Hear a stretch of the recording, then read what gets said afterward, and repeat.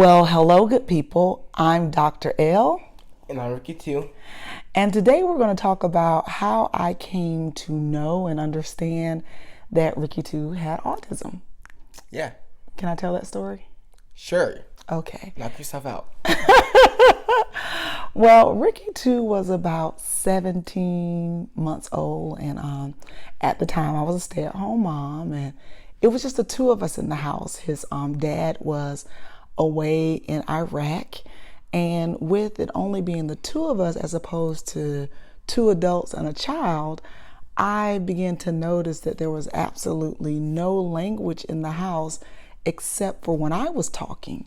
So I took you to the pediatrician and I expressed concerns about, my baby isn't talking yet. And there were some other things that I noticed that I wanted to bring to his attention. And after talking with the pediatrician about the things that I saw and I was really concerned with, he actually checked your ears and your nose and your mouth and your mouth eyes. And your eyes, your heart. There was nothing wrong with me. Right, and he was like, everything's fine. He gave me a sticker. And you're like, one second, never mind. And you're like, no, there's something wrong. Like, why my child is not responding to me? Right. I'm glad you didn't say something's wrong, because I was like, yeah, why isn't my child responding to me? And he gave me a sticker, and he pretty much sent me on my way and was like, good job, Mom. When I got to the car, I was like, something is going on with my kid. You were so stressed. You didn't even believe. You didn't even believe the bull that he was saying. Right. I didn't. You're right. I didn't believe the bull that he was saying. So I was like, well, I'm going to go home. And because I was a teacher in my former life, I'm going to go home and I want to work with my baby. I did not have a classroom in the house, but I created one because I was like, well, what would I do if I was in a school? I would teach, evaluate, assess, refer. So I decided to create that infrastructure at home. Yeah, and it's like, I like to sing, I like to dance. Right, you like to sing and you like to dance. So remember, Mommy, I would sing with you all the time, and we would use things like bean beds and finger puppets and stuff, and make lots of activities so that you could just have fun. And I could then see how you were learning, and I would write down these notes. So when we were playing, everything that I noticed, I would write down, because that's what I would do if I were in the classroom. Yeah. I would take notes. So then a few months later, I took my notes back to the pediatrician's office, and I was like, hey, these are the things I'm seeing.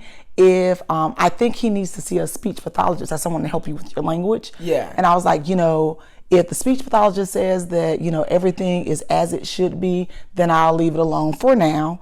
When we got to the speech pathologist, they noticed that there was a delay in your speech, which means that you, at the time, you were not speaking the way children typically spoke at that age. So they were working to help you. How I spoke? You did have some words, but it was repetitive. Yeah, it was repetitive words. So it was like the echolalia that we talked about. Yeah. It was, you would say the same words over and over again, like Arby's, touchdown, shake, shake. You would say words that you heard that I guess you liked, and you just say them over and over again. But the expressive and receptive language, you didn't necessarily respond back to what I was saying. So if I ask you a question, you didn't respond back to my question. You may give me some sounds. You'll give me a smile, because you were always a happy baby. Yeah, I was like, I was say touchdown, football. Yeah, and you would do that. Touchdown. And so I knew you were happy. I just didn't necessarily know that you understood everything I was saying. So after a few years of going back and forth with speech pathologists and such, I was like, I think something else is going on. And there was this one speech pathologist, even though she wasn't supposed to say it, she was working with you at an elementary school, because I should take you to the elementary school, even though you're only 3, and let her work with you. So that means a year and a half had passed. And she said, well, such and such, autism. And she said the word. And when she said the word, you were so relieved. I was kind of relieved a little bit. I started to then, I had area that I could research. So I started researching everything about autism. No, I didn't mean like relieved, like God, I'm saying like relieved, like you're saying like, oh, my son has autism. I didn't know that. Yes, I was more relieved, like, because we didn't know that you had autism yet. I was more relieved that someone was listening to me, that she was listening to all the things I was telling her as a mom, and was like, based on what you're saying and what I'm seeing, perhaps this is something that's going on. But at least it gave me a direction to look in, because at that point I hadn't really thought about autism. So when she said that, it then gave me something to research. So then I would start researching it online, and all of the things that they were saying that children who had autism, some of the characteristics they displayed, I would see it in you. And I was like, oh. And then one time we were on a Jack and Jill play date, and we were at a zoo, and there was a fountain, and you were looking at the water because you used to love water fountains, and you started flapping your arms and standing on your tippy toes. And that was... I'm talking about like, I kind of do that. Yeah. When you do that when you're excited. You still do that sometimes. But you did that, and I was like, I think it's autism. And sometimes if when I get super excited, I actually jump around. Yep.